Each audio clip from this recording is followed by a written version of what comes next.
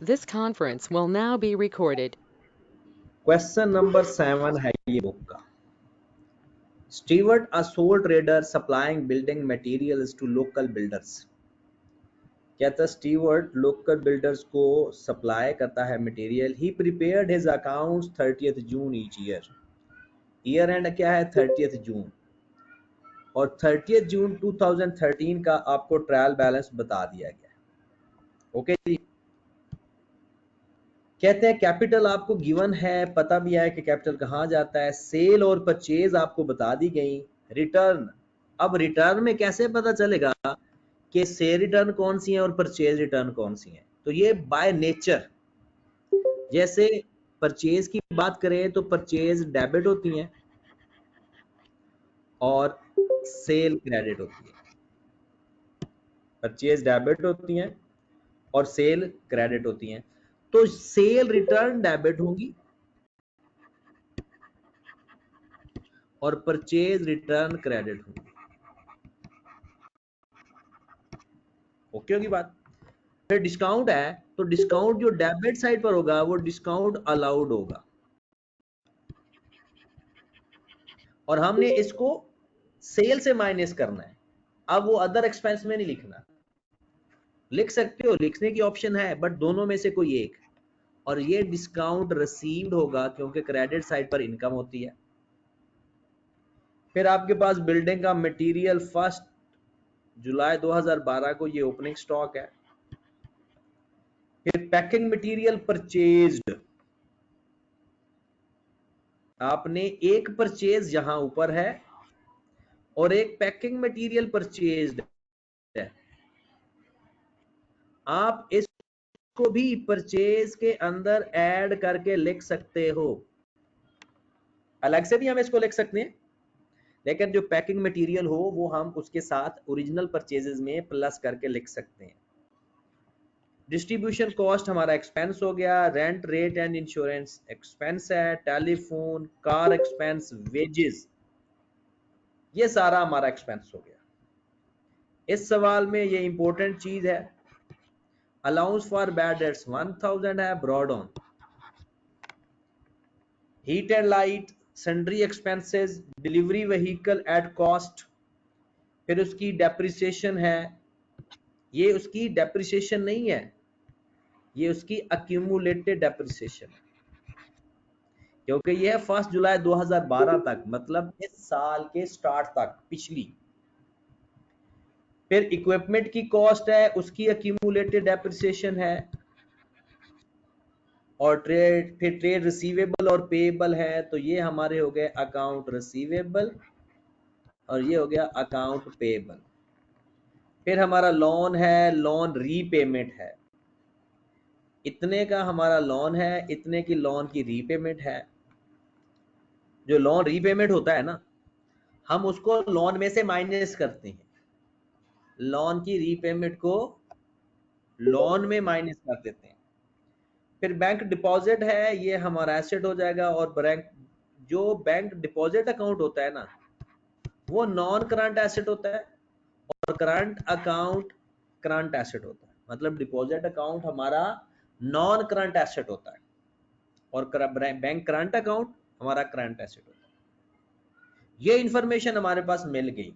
इसमें कोई इंफॉर्मेशन आपको परेशान कर रही है तो पूछ लें, बाकी तो मैंने वैसे बेसिकली थोड़ी बहुत चीजें बता दी हैं। यहां पर आए जरा पहली एडजस्टमेंट के ऊपर। Inventory of building closing stock के बारे में बता रही है जी। वो कहता है इन्वेंट्री ऑफ बिल्डिंग मटेरियल 75300 और पैकिंग मटेरियल 700, ये क्लोजिंग स्टॉक है। दोनों ही क्लोजिंग स्टॉक है,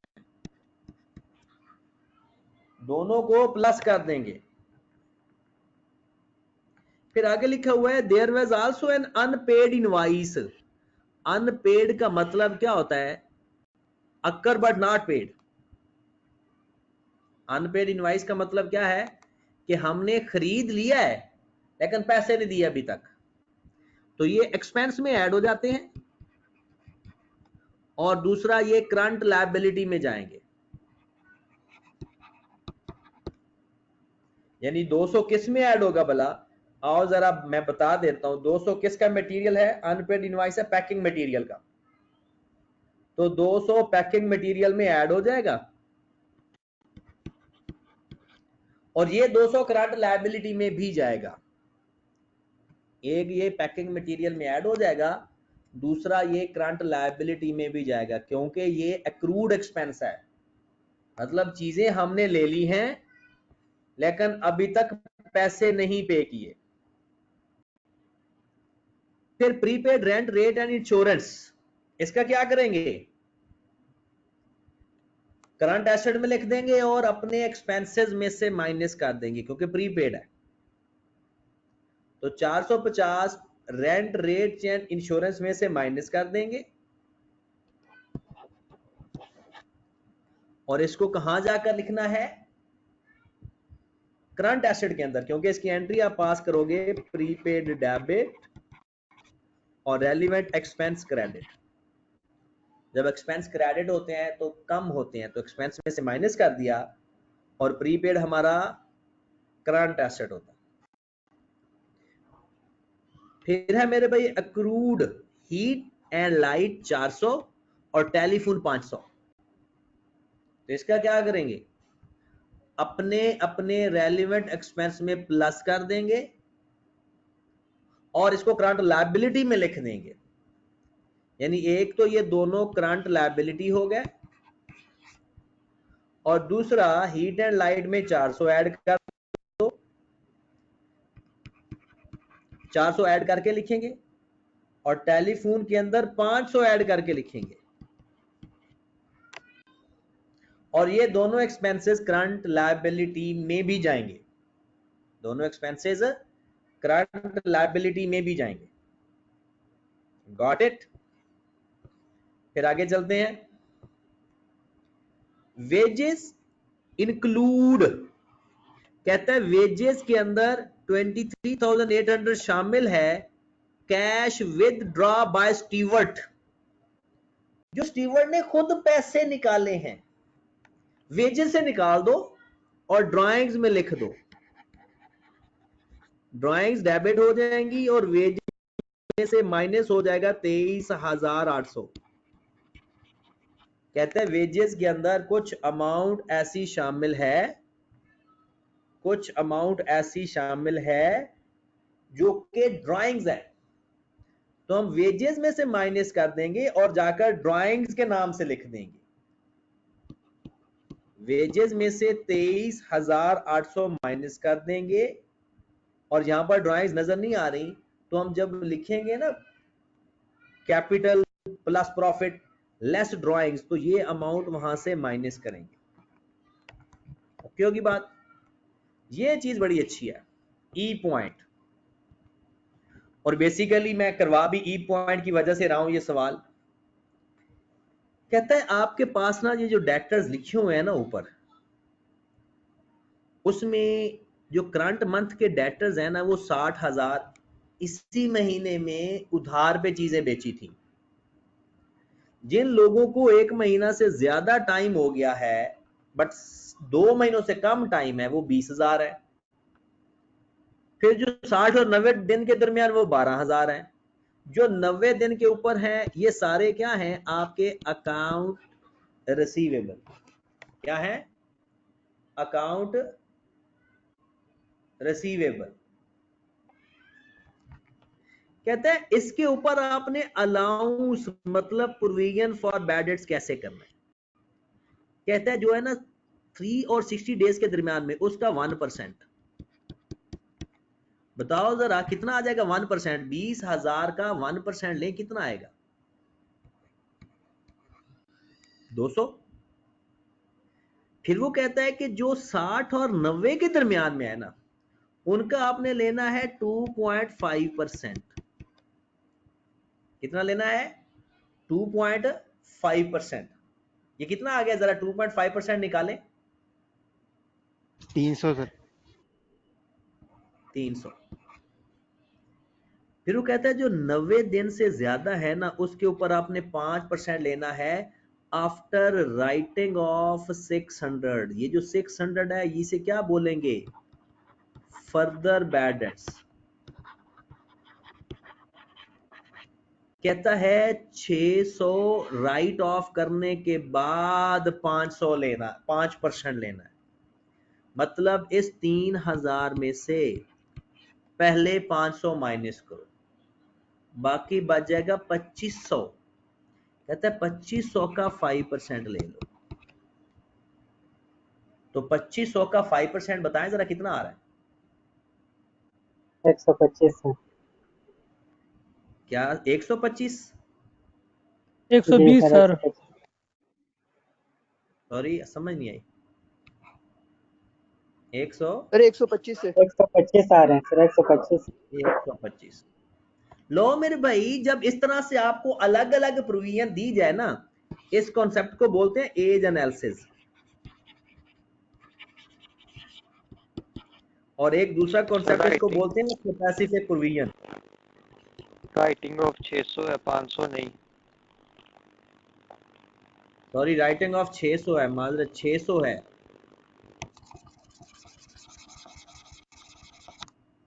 600 माइनस करें तो 2400 आएगा।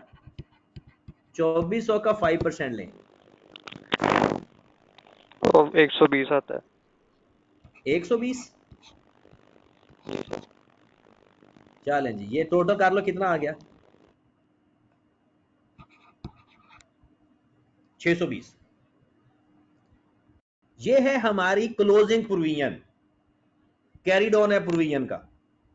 ये जो इस तरह से डाटा गिवन होता है ना, सबकी अलग अलग प्रोविजन, इन सब पर प्रोविजन लेकर जो टोटल आंसर आएगा वो हमारा होगा कैरिड ऑन। तो ये यहां पर नोट कर लीजिएगा जरा। आप मुझे बताएं, यहां पर पहले तो प्रोविजन फॉर बैड डेट्स का लेजर बनाएं। ब्रॉड ऑन सवाल के अंदर गिवन है, कैरिड ऑन हमने फाइंड कर लिया है। ब्रॉड ऑन सवाल के अंदर गिवन है,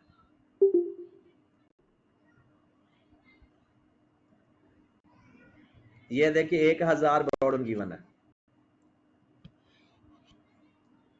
1000 ब्रॉड ऑन, और जो हमने माइनस फाइंड किया है वो अभी कितना फाइंड किया है? 620।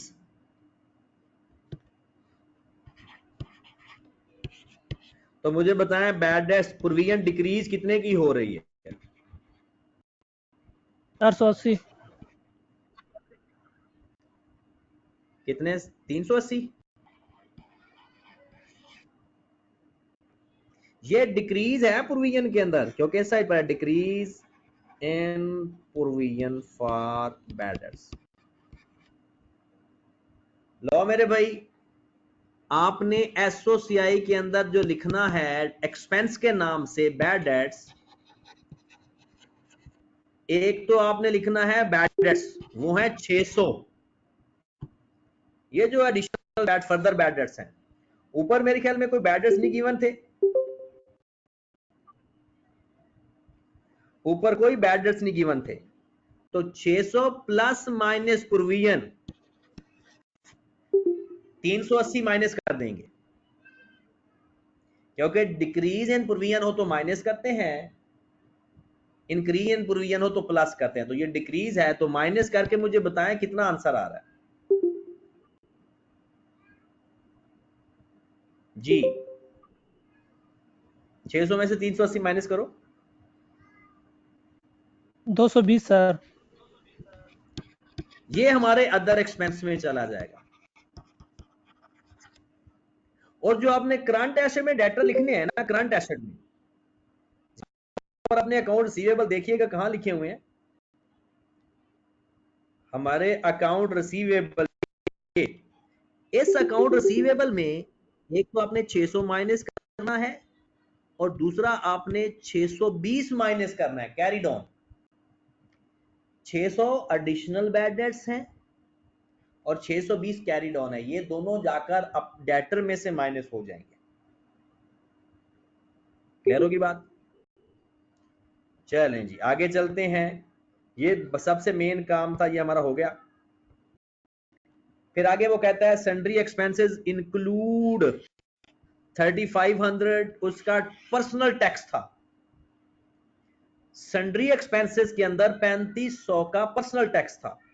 तो पर्सनल टैक्स तो ड्राइंग्स होती हैं, ये दो ड्राइंग्स हो गई। पहले एक वेजेस के अंदर ड्राइंग शामिल थी वो भी, और ये दोनों प्लस करके ड्राइंग्स बनेगी। और टैक्स और सन्ड्री एक्सपेंसेस क्रेडिट कर देंगे 3500 से। मतलब सन्ड्री एक्सपेंसेस जितने भी लिखे हुए हैं ये है सन्ड्री, इसमें से 3500 माइनस हो जाएगा, ये माइनस करके एक्सपेंस में लिखेंगे, और ये 3500 जाकर ड्राइंग्स शो हो जाएंगी, जो पहले वाली भी ड्राइंग्स थी उसके अंदर जाकर ऐड हो जाएंगी, जैसे ये लिखी हुई है, इस ड्राइंग्स के अंदर जाकर 3500 प्लस हो जाएगा, तो ये टोटल ड्राइंग्स बन जाएंगी। उसके बाद ये इंपॉर्टेंट चीज आ गई, बहुत इंपॉर्टेंट है। कहते हैं the loan was taken out some years ago, कहता है लोन आपने कुछ साल पहले लिया था। The final payment is due 31 March 2014, ये इंपॉर्टेंट चीज है। हमारा साल कौन सा है भला? 30 जून 13। इसके कितने महीनों बाद आपने लोन रीपे करना है? With in 12 month. और जो 12 मंथ के अंदर लोन रीपे करते हैं ना, वो हमारी करंट लायबिलिटी होती है, नॉन करंट लायबिलिटी नहीं होगी। मतलब जो ऊपर आपको लोन गिवन है ना, वो लोन करंट लायबिलिटी है, क्योंकि उसकी आखिरी किस्त रहती है और वो अगले 12 महीनों के अंदर अंदर पे करनी है। और आगे जरा पढ़ें, कहते हैं the figure show in the trial balance loan repayment include 800 interest. कहता है ऊपर आपके पास आओ, जरा चलते हैं, बड़ा इंपॉर्टेंट चीज है ये।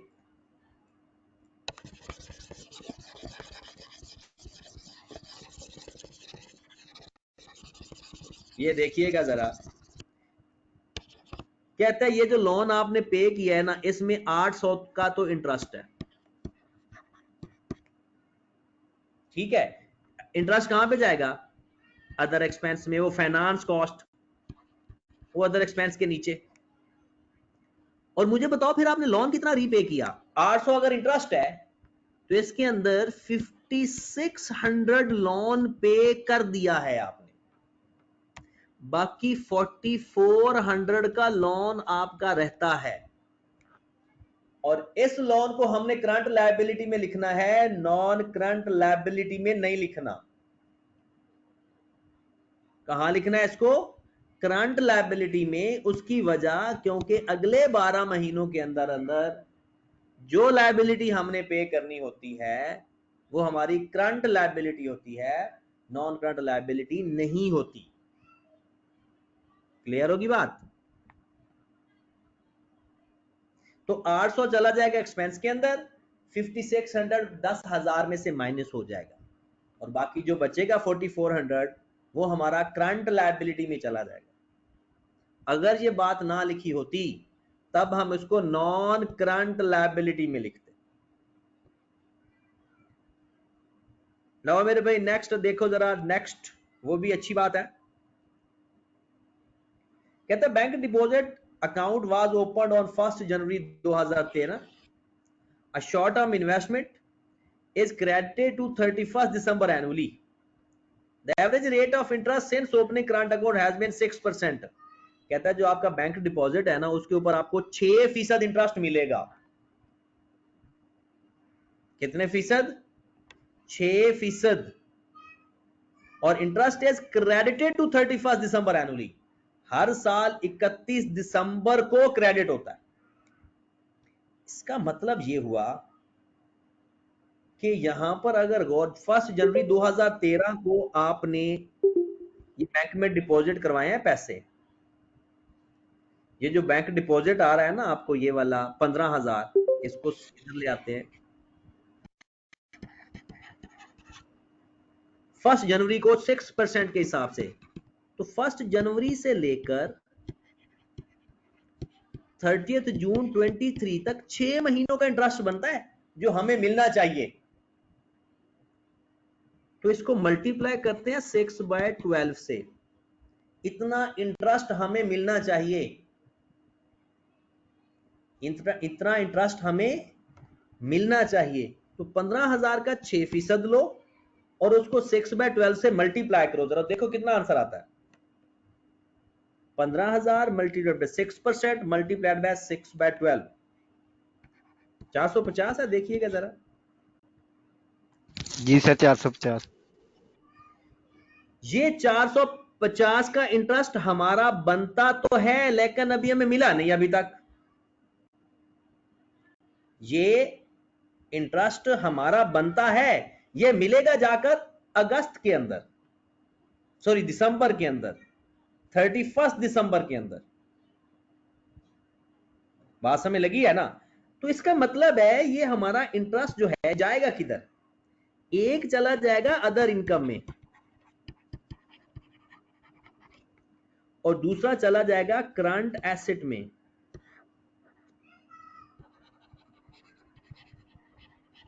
$450 के नाम से करंट एसेट में इसलिए जाएगा क्योंकि ये 6 महीने का इंटरेस्ट बनता तो है, लेकिन अभी तक हमें मिला नहीं है। तो ये अदर इनकम में भी 450 जाएगा और ये 450 करंट एसेट में भी जाएगा। और ये वो इनकम है अकर बट नॉट रिसीव्ड, क्योंकि इसने मिलना हमें दिसंबर में है। लो मेरे भाई, लास्ट एडजस्टमेंट कहता है 1 जुलाई 2012 को स्टीवर्ट ने एक फैमिली कार बिजनेस में लेकर आ गया 8,000 की।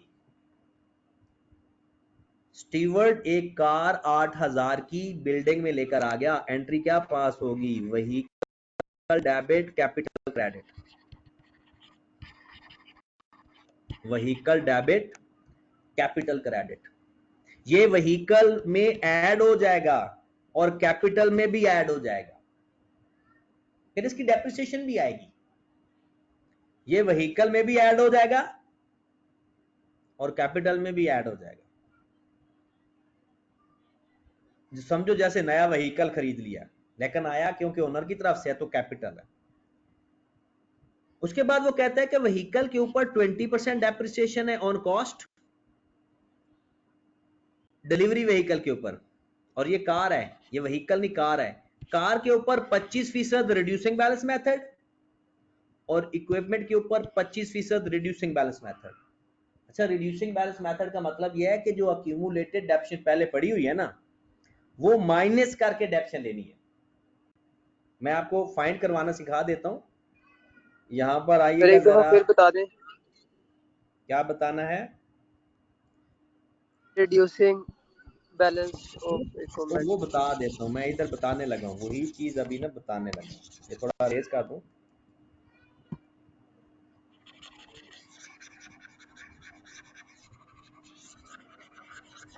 हाँ जी जनाब,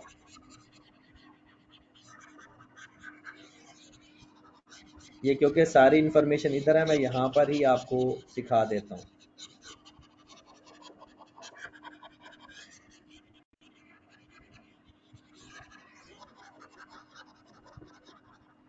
हाँ जी जनाब, यहाँ पर आइएगा जरा। ये पहले है डिलीवरी व्हीकल, ठीक है। डिलीवरी व्हीकल का डेप्रिसिएशन का रेट है 20% ऑन कॉस्ट। तो आपने डायरेक्ट इसका 20% ले लें। ले जरा 20% कितना आ गया? 20% ले कितना आता है? 22,500। 22,500 सर। अब आपने इस 22,500 का क्या करना है? ये हमारी डेप्रिसिएशन है। एक तो ये अदर एक्सपेंस में जाएगा और दूसरा इसमें आकर प्लस हो जाएगा और फिर एसिड में से माइनस हो जाएगा। मतलब दूसरे लफ्जों में 35,000 भी माइनस करना है आपने और 22,500 भी माइनस करना है एसेट में से। लेकिन एक्सपेंस में जाएगा इस साल की डेप्रिसिएशन 22,500। तो ये एक तो एक्सपेंस में चला जाएगा और दूसरा इसमें आकर ऐड हो जाएगा और ऐड होके 1,12,500 से माइनस हो जाएगा। इक्विपमेंट की डेप्रिसिएशन है 25% रिड्यूसिंग बैलेंस। तो सुनिएगा, रिड्यूसिंग बैलेंस में क्या करना है, अगर कॉस्ट और डेप्रिसिएशन बताई हो तो उनको पहले आपस में माइनस करते हैं, फिर उसके ऊपर रेट अप्लाई करते हैं। रिड्यूसिंग बैलेंस में हमने क्या करना है, पहले दी हुई अक्यूमुलेटेड डेप्रिसिएशन माइनस करनी है, फिर डेप्रिसिएशन अप्लाई करनी है। तो वो कितनी आ गई, 2000। अब ये 2000 एक तो डेप्रिसिएशन एक्सपेंस है और ये 2000 इसमें प्लस होकर माइनस होगा, और वही 15,000 में से मतलब 5,000 भी माइनस करेंगे, 2000 भी, और ये 2000 एक्सपेंस में भी लिखेंगे। तीसरी बात, आपने 8,000 का जो व्हीकल आया है ना ओनर की तरफ से, 8,000 का व्हीकल जो आया है ना ओनर की तरफ से, उसके ऊपर डायरेक्ट 25% आ जाएगा, क्योंकि पहले इसकी हम डेप्रिसिएशन ले ही नहीं चुके। यानी डेप्रिसिएशन तो वो माइनस करते हैं ना पहले ली हुई हो, तो अभी तक तो डेप्रिसिएशन आई नहीं, अभी अभी वो इस साल एसेट आया है, तो इसलिए उसका डायरेक्ट 25% आप ले सकते हो। तो इसका 25% आ जाएगा 200। तो ये एक्सपेंस में भी लिखेंगे 200 आएगा, 2000 आएगा, 2000 आएगा। इसको एक्सपेंस में भी लिखेंगे और एसेट में से माइनस करके भी लिखेंगे। मतलब एक 2000 को एक्सपेंस में लिखेंगे और एक 2000 को एसेट में से माइनस करेंगे। क्लियर होगी बात?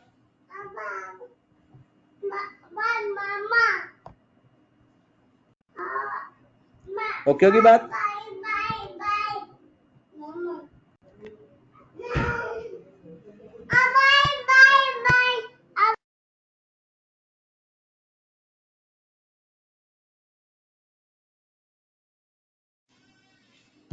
हाँ जी जनाब, क्लियर हो गया?